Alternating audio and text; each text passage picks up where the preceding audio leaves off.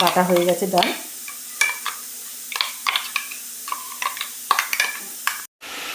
মশলা ভাজা হয়ে গেছে, জিরে, আদা বাটা, টমেটো, লঙ্কার গুঁড়ো, একটু দই ফাটিয়ে দিয়েছি, জল দিয়ে দিচ্ছি, জিরে তেজপাতা ফোড়ন দিয়েছি।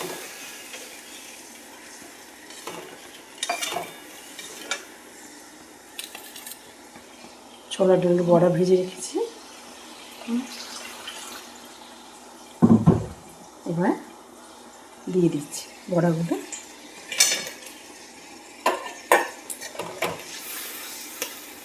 এগুলো একটু ফুটবে, ঝোলটা একটু কমবে।